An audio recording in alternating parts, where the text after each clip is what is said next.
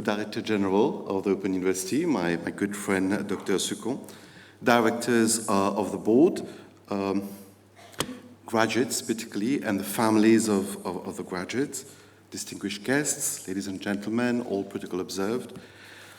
It's really a great pleasure for me to be here, and I'm very honored to be able to stand here and speak to you whilst it's your day. You know, we are here really to recognize your success, to recognize your hard work and the sacrifices that you've made to be here. And as Dr. Sukon was saying, not just you, but all the families too, and we really understand that.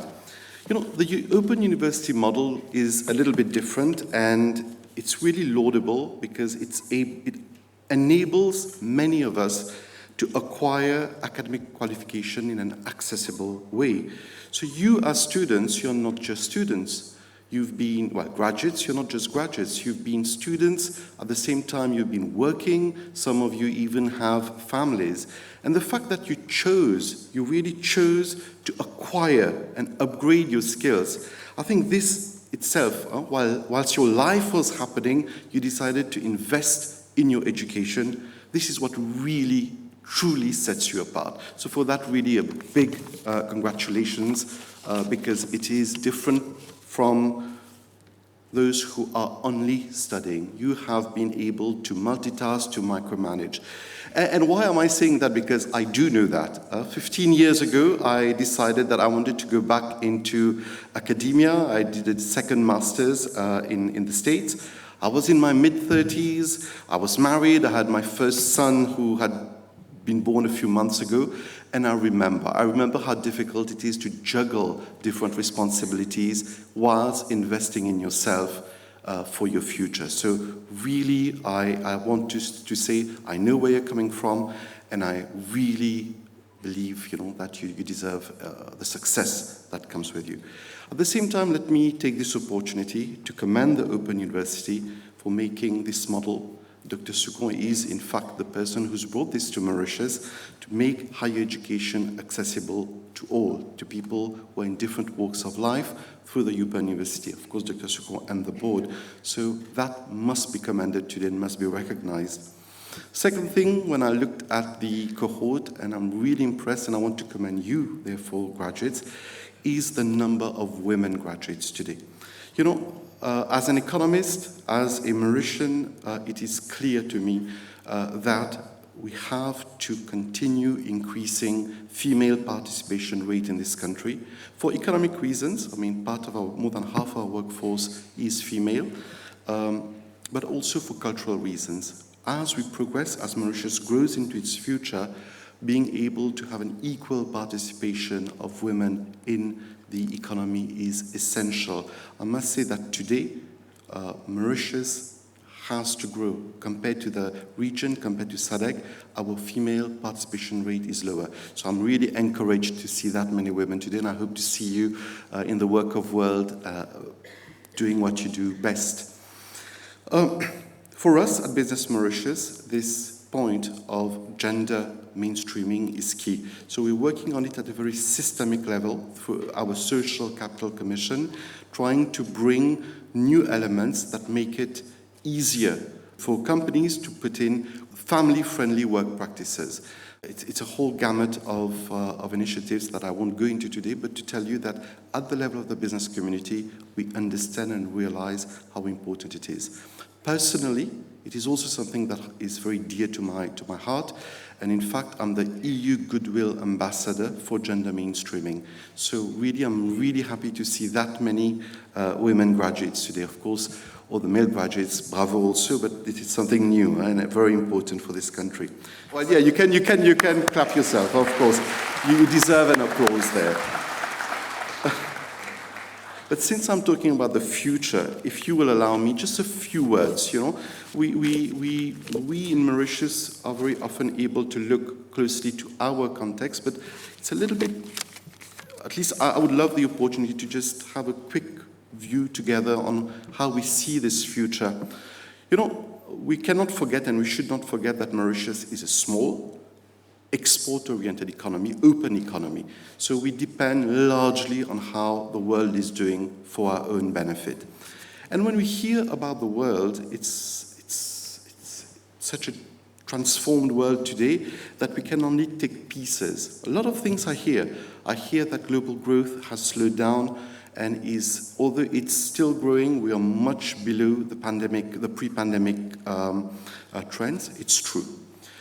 We talk about global uncertainties. We think of the world with the war in Ukraine. We're talking about the Israel-Palestine issues. Again, it's true. We don't know how things move day by day. There are international uncertainties. We talk also about geopolitical fragmentation. Open trade, openness of trade is what has driven the world for so many years. Now that openness of trade is actually slowing. With it, some slowing in international investments for the world at large, although thankfully investments are growing in the world. And then NTBs showing their non-tariff barriers, which also can stop trade in goods and services. So when we're thinking of the world, we're thinking of those. We're thinking of climate change, of this famous Wi-Fi network, the water, energy, food and environment ecosystem. All those are worrying to people, to us as we look abroad. And with that, we've got a whole new world opening with AI that has transformed the way we started to work. We've started to work because it will be even more transformative as we go forward. But with AI, the need to look at ethics in AI, the need to understand what is the effect of AI in terms of dilution of culture, because AI helps to create those resonance boxes, so we only see what we like to see, and finally we believe this is the whole world. Now, as we look at this whole area, we also have millennials that are now very much into the early stages of the world of work. And millennials, it's a new relationship with the productive economy. Millennials are looking at startups. They don't want the 9 to 5. They don't want this same kind of work patterns that we've had. They want a purpose in the work environment.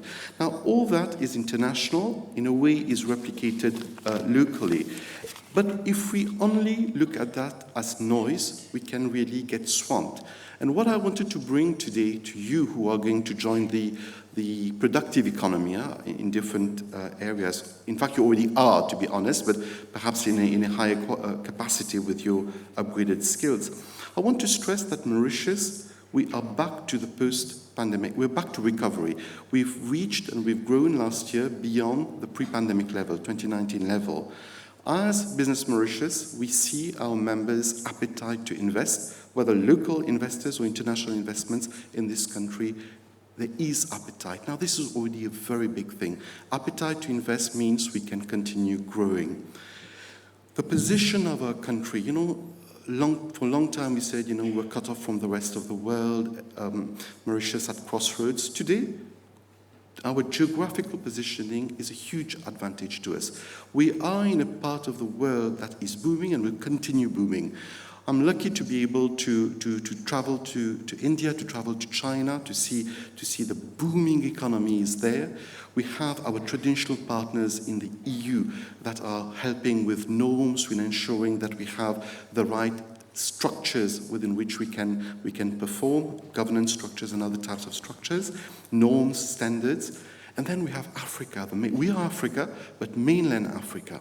Mainland Africa is the biggest opportunity that is going to happen in our lifetime, because there is where the youth are, there is where the land is for food, and this is where the most catching up needs to happen in the world. And we are sitting next to this. Now, in all of this frame, Mauritius being part of this equation between EU, between Asia and Africa. Already we are managing, we're doing well with regards to the goods flow, being able to produce goods and send into Africa with the help of our parties or vice versa. But the future, in my view, anyway, from where I'm sitting and I'm looking at it, is going to be very much in trading services for Africa. We do financial services for Africa, but tomorrow, as we will grow as a country, we could do all, or certainly some very niche, high-value services from Mauritius for the mainland continent that will be enough to provide jobs to all of us, and high-quality jobs. As we also move forward, the idea of climate change and how we will adapt to climate change is also part of our future equation. Water, port, coastal erosion, there are solutions to those, and those are where investments and ideas will need to come in the future. I can't not talk about the advent of AI and digital.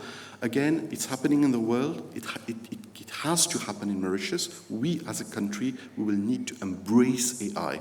Now, there are different ways of embracing AI. We can be producers of algorithms, etc. But firstly, and for me it's an immediate gain, is how do we bring AI in our daily lives as businesses.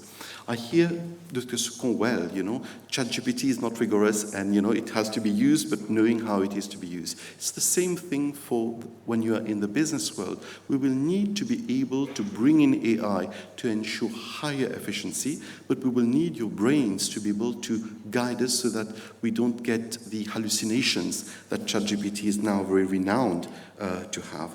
So all those are, in fact, key areas of this future of Mauritius. And it really means that there are huge opportunities as we move forward. And this is where really my message to you today, it's a real privilege to be able to talk to you. My message to you, in fact, as graduates, is that you are at this point in time where you can, from Mauritius, think global. This is a time, where Mauritius can, with the use of emerging technologies, with the idea of a connected world. You are connected to the world. You have been for so many years already. This is a time where in Mauritius we can start thinking of global solutions by one or few individuals. Unicorns, which we keep thinking is something that other countries do. It is something that we can start doing with the idea of AI. I heard only this morning from the Minister of IT of the UAE that in the future, in the near future, we should be expecting one, two-person teams using AI and new technologies to be able to create unicorns. Two people together can create $1 billion sales through a company. If we do unicorns, great, but at least we should aim there, and I think we can really do a lot with a few people and technology from Connected Mauritius in the future. That was my first point. I had 3 points in terms of mindset. The second point is a point I want to reiterate. I keep telling it every time, even to my sons as they're growing up. That, it's very simple, it's very easy, it's a sort of fallacy of thought to think that the grass is greener elsewhere. We all have done that from time to time. But it is true, and I think this is a truth, the grass is not greener elsewhere. The grass is greener where you water it. So put your energies in watering the grass, what you want to do green. And I think we can do it very well from our own communities here. And lastly, and that was my first privilege to be able to talk to you, is the idea of giving back. We come from a background of an education system, particularly at my age, which has been hugely elitist. Some of us, and I am one of the lucky ones, Madame was telling about the things I've been able to achieve, but this is because our country has been greatly beneficial to those who did academically well, and we are able to thankfully have a lot. But at the same time, as this happened, we did leave a few people behind. But now, it's a time when now, and it's been a few years now, we know that we need to be able to bring everyone into an inclusive society. The Mauritius of the future will have to be inclusive for the simple reason that it will have to be sustainable, and you can't have sustainability without inclusion. But that's one reason, but more than that, I think we need to have a mindset of giving back. So really, in whatever capacity you are tomorrow, you're here, you're in another country, you are part of a global supply chain, the idea of giving back is something we really need to keep with us as we grow, and particularly at this time, at this juncture of your life, where you're beginning a new chapter, really thinking of giving back. With this mindset, I really believe there's very little that will stop our beautiful country in truly becoming a beacon in this changing world. The world is changing. We have to have as much certainty as we can to live through these changes of the world. And for me, with this mindset, the idea of the action, the ability to execute ideation towards implementable success, it really is about seizing the opportunities, and this is in your hand today. We've talked about Africa, particularly the services for Africa. We've talked about AI and what it can bring you in terms of exponential efficiency. We've talked a little bit, but I think Dr. Second also opened with that about innovation. And when we talk about innovation, today this whole gamut of biotech, of pharma, healthcare-led innovation, I think there's such a future in there. And in climate adaptation, which is a necessity for us, but is also an opportunity, because through policies, we will need to be able to come up with projects that protect, manage, restore ecosystems, and we will need to develop research centers around it for the country, for the region, and probably much larger. So all those, there's much more, but at least I can, from where I sit, see those as being huge elements of our future growth. So as graduates, I really invite you to consider those opportunities carefully and really think how you can make a difference whilst doing that to our future as a country.